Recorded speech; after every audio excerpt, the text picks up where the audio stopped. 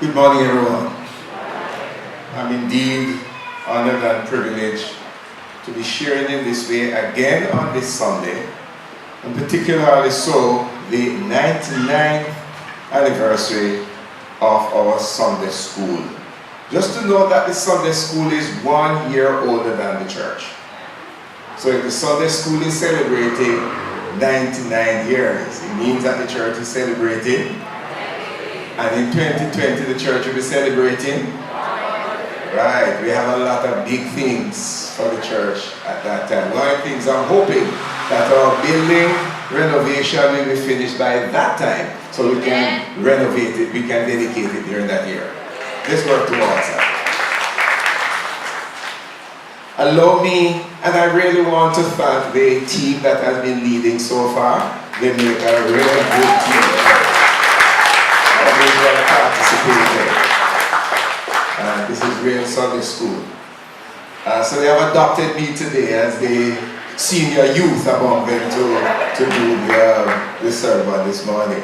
Allow me to add some other courtesies. I really want to extend a special welcome. Usually when people are here and they go away, and some of them I meet for the first time because they come either with a document to sign, or they say, you know, I used to be part of this church years ago, or they come to say that maybe a baby to dedicate or so. And we want to welcome Tamika and Jonas Morris, who used to stand please. And their boys are here. Their boys are here, stand. They don't reside in the UK. They used to be part of this fellowship years ago, so we're happy that they're back for a while and they're worshiping with us. Thank you very much. I also want to welcome someone who may not want me to do this, but I need to. And I want to welcome back Brianna Campbell. Brianna has been in France. Brianna has been in France.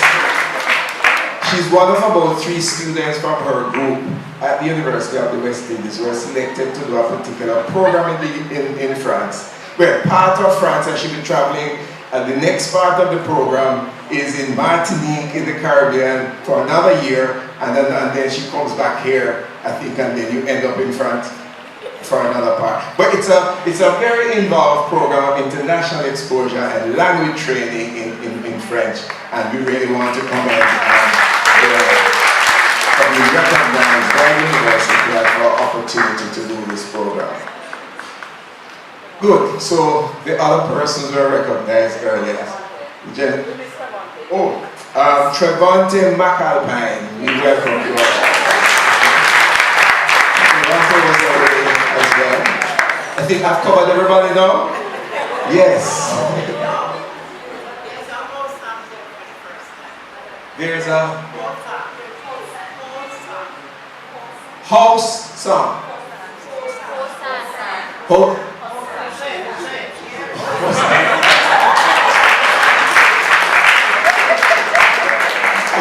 You're the best one to do it. You're the best one to do it. And Jose, right, you're the best one to do it. So welcome very much to Good. So today, we're going to talk about healing purposefully as a broad theme. And the focus is going to be on the story that was read earlier in John's Gospel, John chapter 9. And the theme, or the reference is to a question made, or to a question, or a statement rather, directed by the parents of this man who was born blind. And he was given sight by Jesus. The mother said, ask him, he's of age. He can speak for himself. So we want to talk about that a little this morning. Let us pray. Almighty God, we thank you for bringing us together today. We thank you, Lord, for your word. And we ask, Lord, that you'll give us attentive ears, keen ears to listen and understand. And give us the willingness, oh God, to apply these truths to our lives, so that we can be the kind of disciples you want us to be. This we pray in Jesus' name. Amen. So, this is the story. And I'm going to ask you to follow the PowerPoint. You might pick up some information there, because Not going to be making direct references to them, but you will pick up some information as we go along. So the story is told of how a blind man received his sight and how he and his parents were engaged by others to get their story. So this is what happened. This man was about to be healed by Jesus. And when Jesus saw this man to be healed, his disciples asked, so Jesus, tell us, who was it who sinned? Was it this man or was it his parents? Because of the general view held at that time that any kind of sickness was primarily due to sin. So if this man was born blind or if this man was blind, it meant that either he had sinned or that his parents had sinned. So they asked Jesus, who was it who had sinned? Was it he who had sinned or his parents? Listen to what Jesus answered. It was not he who had sinned, it was not him. Neither was his parents, or neither his parents were the ones who had sinned. But Jesus said he was born blind so that the work of God would be shown through him. In other words, Jesus was saying that he was born blind so that he would be healed purposefully. He was born blind so that there would be a purpose in his healing. So that God's purpose and God's will would be declared and would be shown through him. That's a very important story. You know, sometimes in our lives we have different kinds of sickness or diseases in our lives and we wonder why. And we sometimes think that if somebody has some kind of deformity, then they are not fit to live. And all kinds of things happen to those persons. Sometimes they are not treated well by other people, but God created them for a purpose. So blindness is not a curse. Stuttering is not a curse. God has created every single person for a purpose. And it is to discover what that purpose is so that as we experience healing, we understand what God intended. So what did Jesus do? Jesus took some of his saliva and with the dirt on the ground, he made a little mud pie.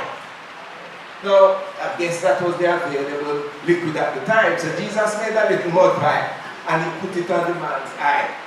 And then he said to him, go and wash yourself in the pool of Siloam. So the man went and washed himself. And guess what happened? He gained his sight immediately. Immediately as he went. So look, if he didn't obey Jesus, probably he wouldn't have regained his sight. So he followed Jesus and he went and he was able to see immediately after. But the thing to note, you could ask, so tell me something, couldn't Jesus just touch him on the eye? He could have just touched his eye because Jesus had the power to do that. But again, Jesus wanted to make the point that healing is also progressive. It is not everybody's healing comes instantly. Sometimes the healing is progressive, because we are going to see later how that man's revelation and understanding of Jesus was progressive. At what time, and at different times rather, he said different things about Jesus that we are going to see. So the man was healed. And then, once he was healed, he was asked by his neighbors, wait, who touched your eyes? Who healed you? Isn't this the man who we knew, who was sitting by the roadside begging? So how come he can see? He says, well, a man healed me. A man healed me. And then later, some persons were asking, the Jews asked, so tell me something, who healed you? And he says, well, the man who healed me must be a prophet. I don't know him, I haven't met him before, but he must be a prophet. So they asked the parents. And when they asked the parents, they wanted some confirmation because they were not content with the kind of responses that they were getting. In fact, the Jews felt that no man could do this kind of healing if he was a man of God or if he was a good man, could have accomplished this kind of healing. You know what they were concerned about? The healing took place on the Sabbath day. That's what they were concerned about, you know. They were concerned about the fact that if he was a good man, if he was a reputable man, he would not have been disobeying the Sabbath. That was what they were concerned about. So the fact of the healing missed them.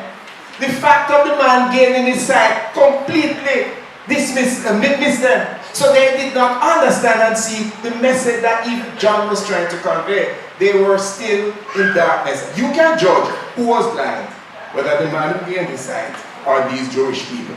And the Jewish people also, they knew better, because they were from a tradition where they had a number of biblical passages, a number of verses in the Old Testament especially, where they knew that they couldn't have, this man could not have done what he did if he was not a man of God. Because in Psalm 66 verse 18 they read, if I had cherished iniquity in my heart, the Lord would not hear me. So if he was a bad man, the Lord would not have heard him. So he can't be a bad man. And then in Psalm 34 verse 15, the eyes of the Lord are towards the righteous, and his ears towards their cry. So the fact that God answered his prayer and opened the man's eye meant that he was a righteous man. And thirdly, in Proverbs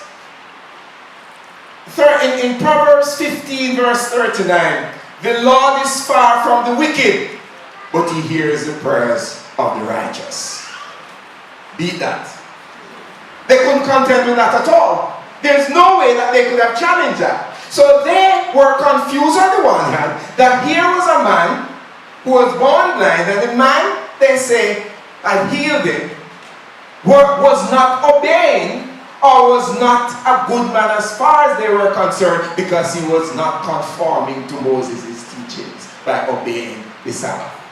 So what kind of man is this? He must be a bad man. But if he was a bad man, God would not have heard his prayers. So they couldn't get around this at all. So they decided to ask the parents, and guess what? The parents gave an answer that kind of let them off the hook, because they were a little afraid.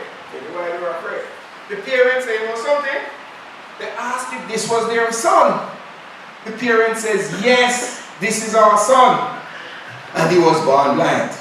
14 they say, we do not know how it is he now sees. Second thing, we do not know who opened his eyes. And they knew, Ask him, he is of age.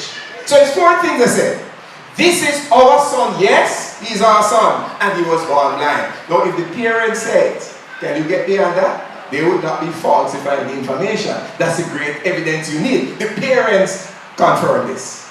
We do not know how it is that he now sees. So although they knew, they skipped around that.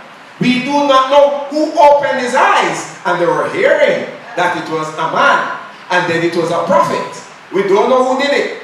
But you know something, ask him. They were saying that he is of legal age, he can answer for himself. So let him tell you who it was who healed. You know why the parents did that? The parents did that because the Pharisees were just lurking like roaring lions, waiting to pounce on them and excommunicate them from the church if they seemed to side with anybody else apart from Moses. So for them to say that it was Jesus and to claim that the Messiah had anything to do with the healing, they would be seen as followers of this new man Jesus. And the Pharisees would have excommunicated them. Now, to be excommunicated from the synagogue was a sad thing. Meant that they did not have the opportunity to worship with others in the synagogue. And they didn't want that. So, they did do a wrong thing in saying, ask him. He can speak for himself. So the parents gave this response to protect themselves. So they called the man and said, give glory to God, for we know this man is a sinner. I do not know, says the man, if he's a sinner. One thing I know, that I was blind, now I see. He did not need to express this truth in any great theological language. He didn't have to express it in any great theological formulation. He said, you know something? This is my testimony. Once I was blind, but now I can see. So if you're looking at the image, one thing I do know, I was blind, but now I can see. You know, when you go to the ophthalmologist and they put that chart on their board and say, no, if you can see the letters, it means they have an idea of what level of vision you are manifesting. So this man made it clear. So I want to say 3 little things that come from this. When the mother said this, or when the man said this, the man, a little later in the passage, of course, he expressed himself when he says, one thing I do know, that this man opened my eyes. When they said to him, for example, give glory to God, they were kind of harassing him, They were saying, listen man, speak up for the Lord. They were kind of saying, big up God. They were kind of saying, you can't say anything else, but say it is the Lord who healed this man. But guess what? The man had to be true to his testimony. He had to be true to what happened to him. He was not denying the Lord. But the same Lord that he was talking about was not the same Lord that they understood and blessed this man. So they did not see Jesus as the Lord at all. That was their error. That was their blindness. And it's a pity the story ended with them still being blind. And the man could see. The man who says, it's a man who helped me, is a prophet who helped me. And later he said, the man of God helped me. You see his progressive appreciation of the revelation of Jesus. A man, a prophet, the man of God helped me. Healing is also progressive. So what I gathered from this, as I said, 3 little things. Any person can speak. Ask him. Any person can speak. It's about empowering every individual. Even the parents were making this statement because they were afraid of the Pharisees. They were making a profound statement. His testimony is valid and authentic. Let him speak for himself. And I want to say any person, regardless of age, gender, social status, cultural or ethnic orientation, can speak. Everybody has the ability to speak. Everybody. Everybody has the ability. And let me tell you something. If you think it's only some people can speak, check those who just start learning to speak. I've always admired Sister Samantha, don't say right now, with Nikela. When Nikela was 1 or just before she started speaking or saying some words. Samantha has a strategy that when Nikela reaches for something or start crying for something, she would say, Nikela, use your words. Well, I wonder where she got that from to tell this to community people who's not even a year old, use your words. So she would teach her words and she would say, this is paper, this is food, or this is whatever food it is. This is apple, this is orange, this is cereal. Use your words. So when Nikela starts to cry for something, she would say, Nikela, use your words. And Nikela would stop crying and formulate the word. You get the point? A couple years ago, there's a big controversial issue about a song by a fellow who is incarcerated now named Vibes Cartel. And this song was called Ramping Shop. It was on media all over the place. And a lot of kids, 2-year-old, 3-year-old, 4-year-old, were exposed. There's a little 3-year-old boy whose mother heard him singing this song. And then when he came to certain words in the song, he did not pronounce those words because he knew they were wrong. He knew they were not appropriate. 3 years old. So when parents say that children can't commit their life to the Lord because they are just going into high school or they are just going to do GSA, they're not old enough to understand. What we say? What are we saying? When parents say children don't understand, they can't get baptized yet because they just start school, they're just exposed to that. What are parents saying?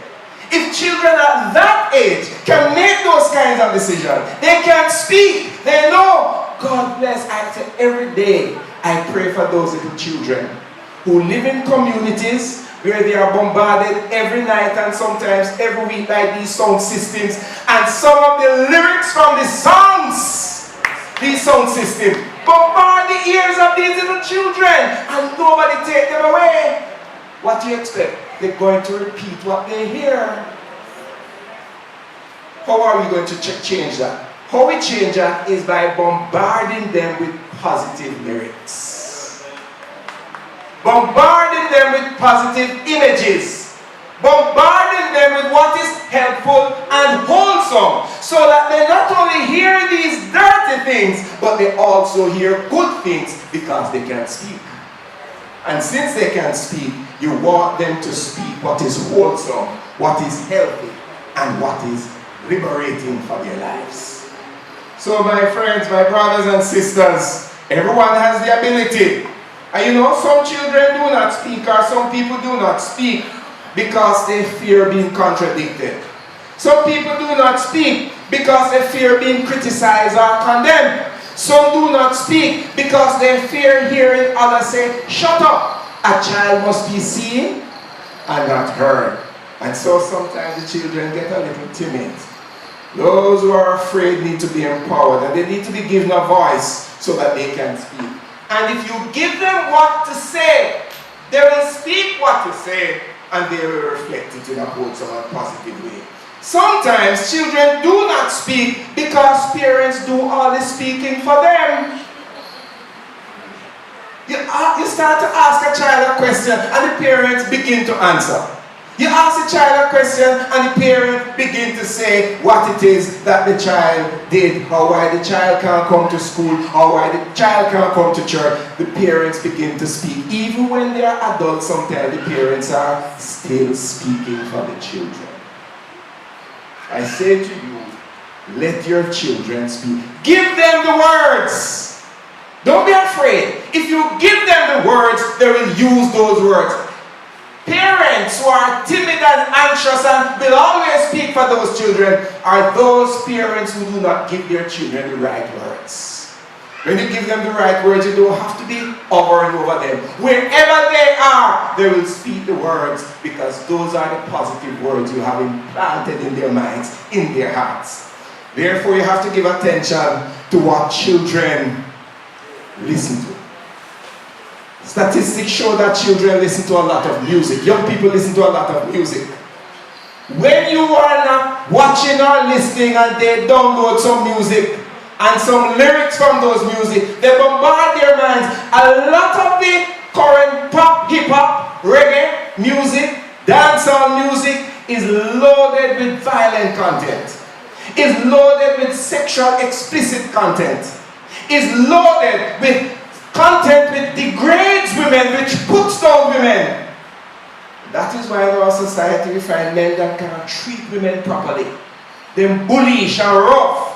They can't treat women as ladies because they have been schooled and conditioned in treating women as nothing, because the music tells them. And when persons who promote these music are sometimes challenged and arrested for what they do, people black road for them. I am not commenting on that. I am not saying anything about that. But that happens sometimes. Okay? Each person has their rights and how they express their rights. But sometimes some of what is said and communicated destroys the lives, and they help to form opinions, and they help to form views, and we need to manage and monitor what our children are exposed to. So everyone, every child, every person can speak, and each person needs to be empowered. Empower the children, as I say, by giving them positive words that they can use. Watch the cartoons they are left to watch, and pay attention to the music they download and listen to, because it has so much negative content that you need to pay attention. The other thing I want to say is that anyone can speak. Give them the opportunity to do so. Basically ask them. Anyone can speak. What you need to do is just ask. I had a little exercise in preparing this message. I went to a group of students up at the Coburg Center during the week. And I asked them, tell me something, when you come to church, what it is that intrigues you or interests you in the service or the sermon? And most of them said stories, sir. And they started giving me all the stories that they like. David and Goliath, Samson and Delilah, the Jonah and the whale. And they said stories. They like stories. That's why I'm trying to do my best with telling the story this way this morning. But they said they like stories. They like to connect our stories, because stories, they connect with that. Okay? So this is what children do. And you know why I did it? I did it because Jesus used that as a teaching tool. Amen. And the church needs to use it as well. Ask. If you don't ask, you won't know what people are thinking. Most time, we think we have the answers and we go and we prepare for people based on what we think, but we didn't ask them. I've told you this story over and over again. Years ago when I worked in an inner city community in Hanover Street between Tel Aviv and Southside, a huge building was put up which was supposed to be a training center on the south side. Nobody used it. It was a white elephant. I know what the boys in the community did eventually. Take out the toilet fixtures, take out the basins and so on. That is how they used the building. Because it was built for the community without consultation with the community to find out what they needed. Church can't do that. We can't engage in planning for people, in saying this is what people need, without stopping to ask, is this what you need? Is this how you feel about this? Is it what you are seeing? Is this what you are experiencing? And then we have to pitch what we deliver for the different age groups and the different needs of persons within our congregation. Ask them. Asking is giving an opportunity for the person to speak. As I say, it's a model that Jesus used. So the parents say, ask him, no man. Just ask him. He's of age. He can't speak for himself. He can't tell you what happened. And when they asked the man did tell them what happened. He said it was a man who healed me. And then he said the man who healed me was a prophet. And then he said the man who healed me was a man of God. They wouldn't have picked up all those perspectives of Jesus if they didn't ask the man. So the parents were saying, ask the man. They gave him an opportunity to speak. I know sometimes people don't like to give children the opportunity to speak, because they don't know what they will say. You ever hear the story of this child who was invited to offer the prayer of a meal? The parents had invited some friends over, or some friends had indicated that they're coming over, but it was really a stressful exercise. So they were preparing and so on, and they said, Lord, why are you sending these people over to us for this evening? There is so much work to prepare for them. And so the little child was asked to do the prayer of thanksgiving for the meal. So when the child went to pray, she said, but I don't know what to pray. The mother said, just pray like how we would pray, man. Just pray like how we would pray. So of course, when they're about to pray, thank you, Lord, for this meal. And Lord, I don't know why you asked the Edwards to come over for dinner this evening. Just as the mother told her to pray. Sometimes parents don't want to ask children because you don't know what they will say. And sometimes they might say things that could embarrass the family, so you avoid asking them. But the point is, if you teach them what to say, as we said, you won't have to. But still ask them. Because in asking them, you'll know what they do, and it gives you the opportunity to correct them. Jesus did that. There's a man who was at this pool of Siloam for 38 years. Jesus didn't just go over and touch the man and heal him. Jesus could have done that. What did Jesus say? Do you want to be healed? No. Why would Jesus ask the man that? What else could the man want but to be healed? 38 years? And Jesus said, do you want to be healed? So the time does not matter. Jesus used that model of getting information. He asked, do you want to be healed? There's another man who was born blind, recorded by another gospel writer. And he was shouting out to Jesus, because he couldn't see Jesus, but he heard that Jesus was around. And Jesus asked, what do you want me to do for you? The man was blind. What else could he have wanted but to receive his sight? What do you want me to do for you? And Jesus touched his hand. In other words, I want us to understand that there is a place for questions.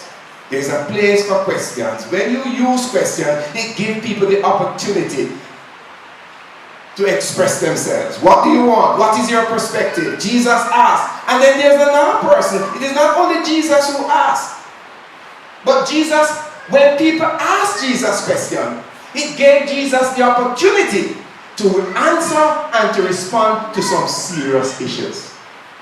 A lot of the doctrines, a lot of the teachings of Jesus came out of questions that people asked. People would ask Jesus questions, and then Jesus would respond to those important truths. But it was not only Jesus who used this method. Philip used this method. And I want to use Philip as an example in the New Testament. You know Philip's example, you know what Philip did? Philip was driving one day or walking one day, and he saw this man stopped in a carriage. And when he stopped in the carriage, he sneaked up to him because he heard he was reading aloud, and he wondered what he was saying.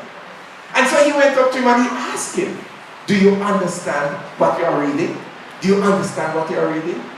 He asked the question, and the man provided the opportunity to explain to Philip that he was, Philip was given the opportunity to help the Chancellor of the Exchequer, to help the Treasurer to understand what he was reading from the Bible. You know, sometimes your children, your students, your children are reading and they don't understand what they're reading. And this is where you come in as parents, to be our teacher, to be able to tell them, to explain them. Don't as children sometimes ask a parent to say, "Mommy, I don't understand this." Or "Grandma, what does this mean?" Don't you? Right. You ask Grandma, I say, "Grandma, I don't know what this means. Could you please explain to me?" Or you ask the parents. Because children need to know. So we need to give them the opportunity to ask as well.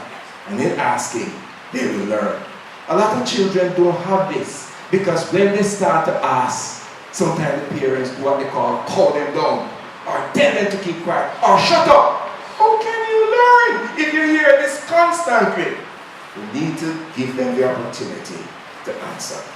And finally, funny you should ask, we all have a story to tell.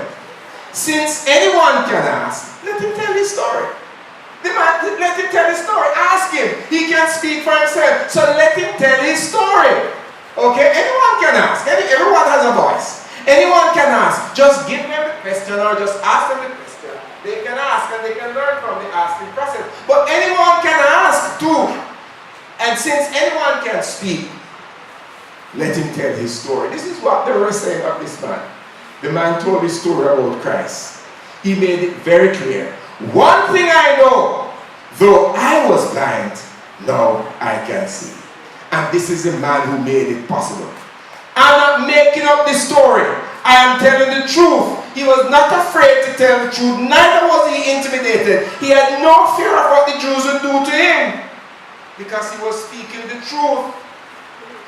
You know, some of our children have very vivid imaginations. And sometimes they tell stories which make you feel convinced that they are speaking the truth. I remember my son did this years ago. He started telling me a story because he was with some other guys. And he was, I think they were probably about 10 at the time.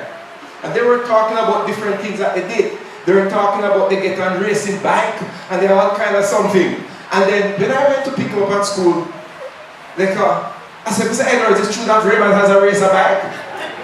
He said, "Lord, what is this now? How do I get out of this now? Because I don't want to tell him no. And put him down because he's going to look at me and say, Daddy man, help me out now. Because I showed him what was happening. And then I didn't want to say yes, because I don't like. So I was caught. And I said, well. And I delayed for a while. And then they said, "You know no bike, yeah, no bike." I said, all right.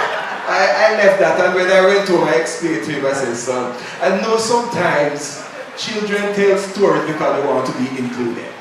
They don't want to be left out. And so they imagine something. And when they imagine the story and tell you believe them.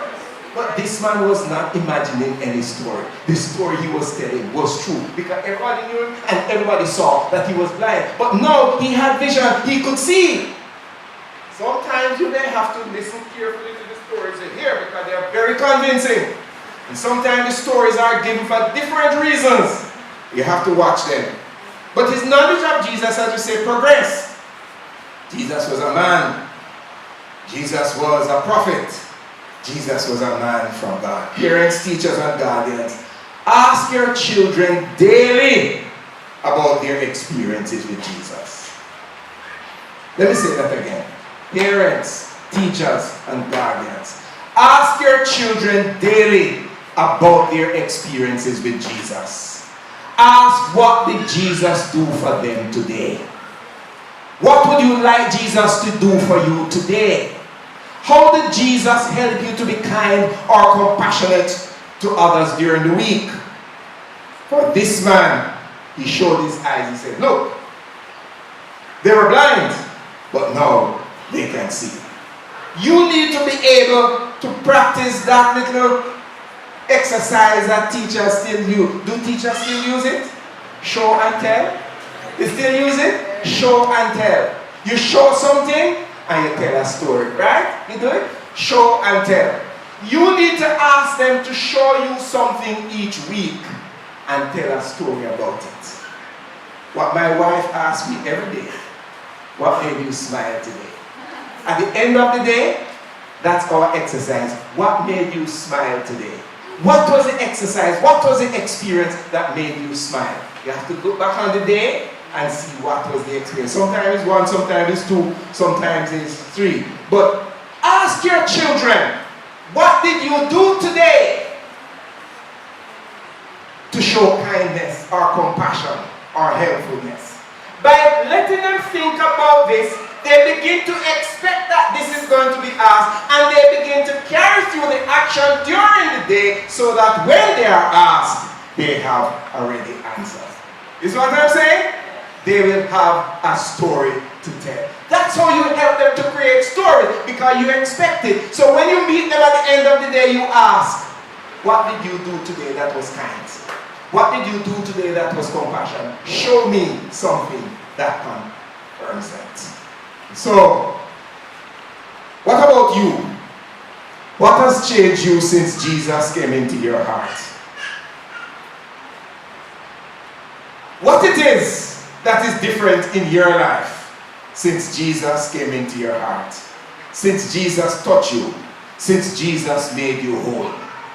What if children could say, look, I used to tell a lot of lies, but since Jesus came into my heart, I now speak the truth.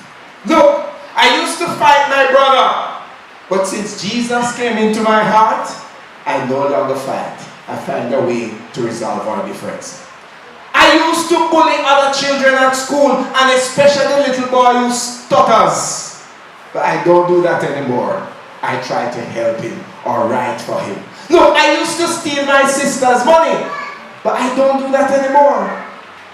Since Jesus came into my heart. Since Jesus came into my heart. Since Jesus came into my heart. Flood of joy fill my soul like a sea billows roll. Since Jesus came into my heart. Yes. So I concluded this. How do we engage in healing? In establishing wholeness? For what purpose did God make you whole? What purpose did God make you whole? What is your story on this 99th anniversary? Maybe some of you, we could celebrate the oldest Sunday school member and the youngest Sunday school member. What has Jesus done in your life? What are you celebrating? What's the difference? How has He healed you? How has He transformed you? And how are you displaying the transformation in your life? Every one of us can speak. We may not all be of legal age, but moral and spiritual age we have. We need the empowerment and the encouragement so to do. Every one of us can speak. We just need to be asked. Every one of us has a story to tell. We just need to tell it. Tell others what Jesus has done for us. From our hearts, in the best way we can. But it is the only story that no one can refute. It happened to you. It is your story. It is your testimony. Tell it. Amen. Let us pause for prayer.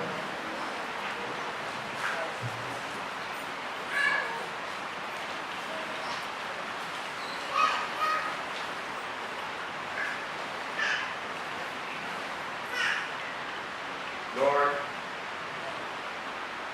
you have done great things for us, and we we are glad.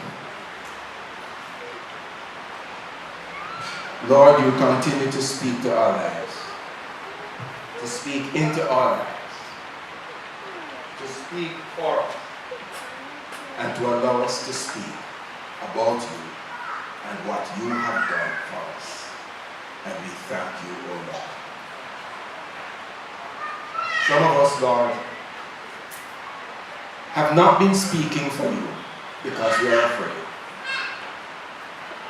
Some of us have not allowed others to ask, nor have we asked them. We have decided what their needs are. We have decided what is good for them, and we have proceeded to act without finding out what they need. Forgive us, Lord. Some of us have been afraid to tell others that Jesus gave us sight. We are afraid that we may be excommunicated. We are afraid because we may incur the anger and wrath of those who do not love you. So we do not pray in public.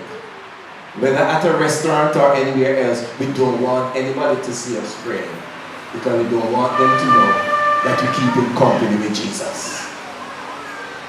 Forgive us, Lord, and help us, Lord, in all that we do, to be able to express our sincerity, to be able to express our commitment and our confidence, and let the world know that you, O God, have made a difference in our lives.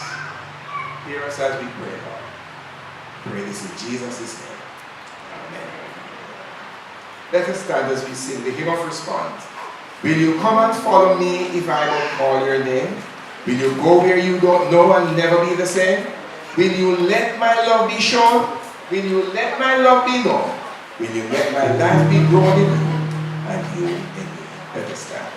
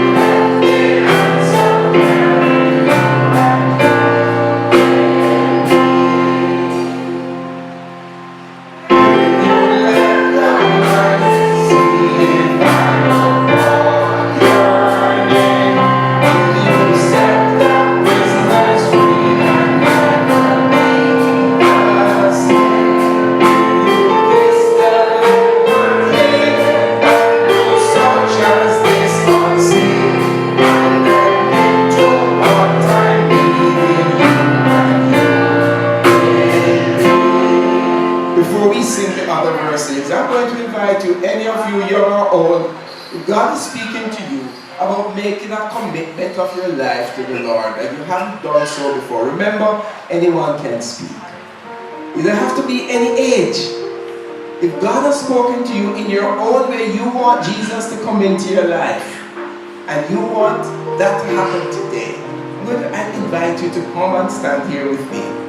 If you have never made that commitment, if you have never said, Jesus, I want you to come into my life and make me a different person, Lord, we invite you to come.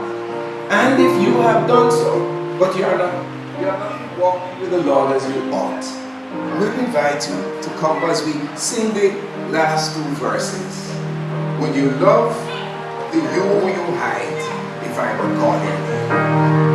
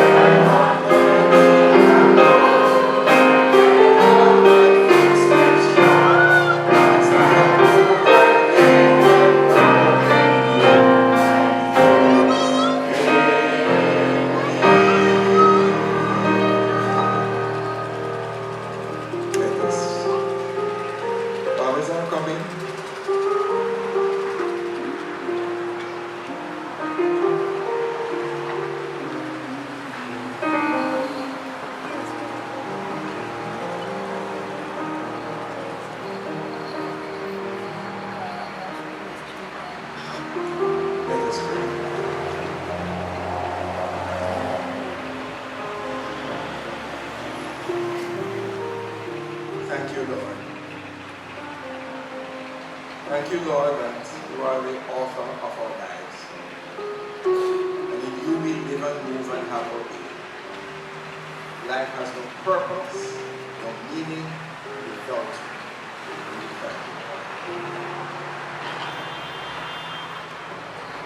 We thank you, Lord, for speaking to us and for speaking to your children in different ways. We thank you, Lord, for the fact that you desire wholeness and healing in our life.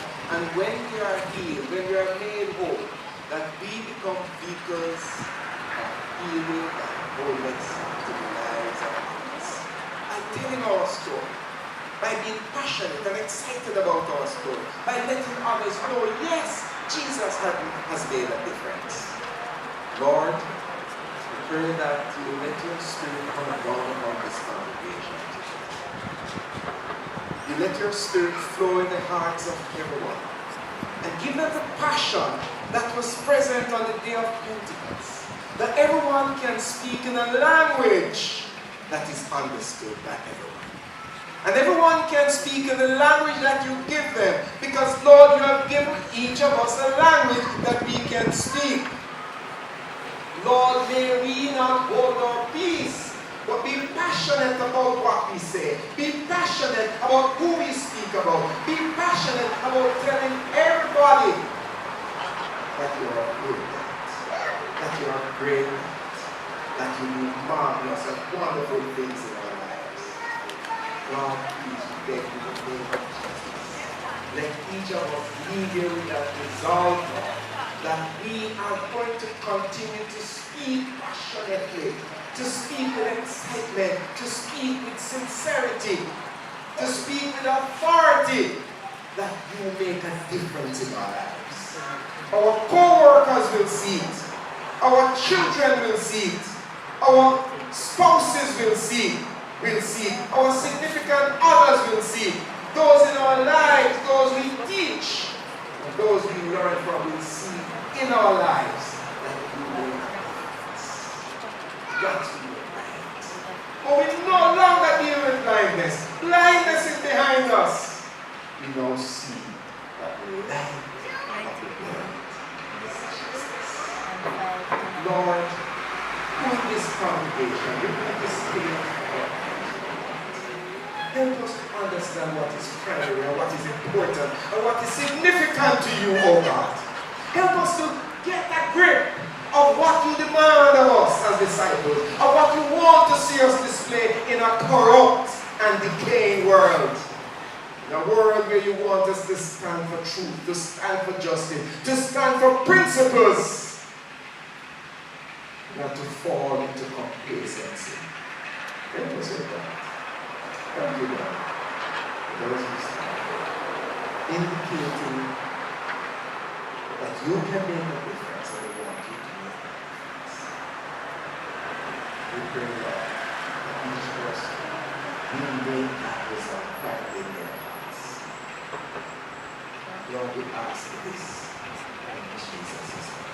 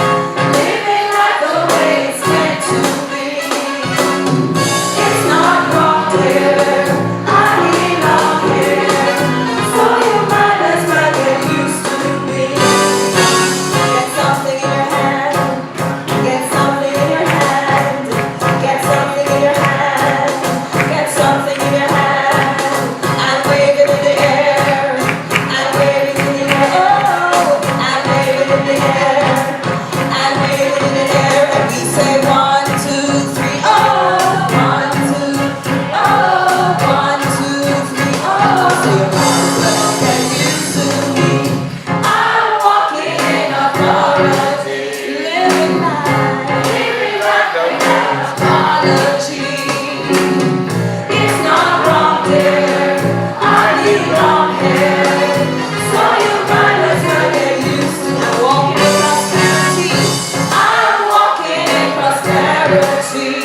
the red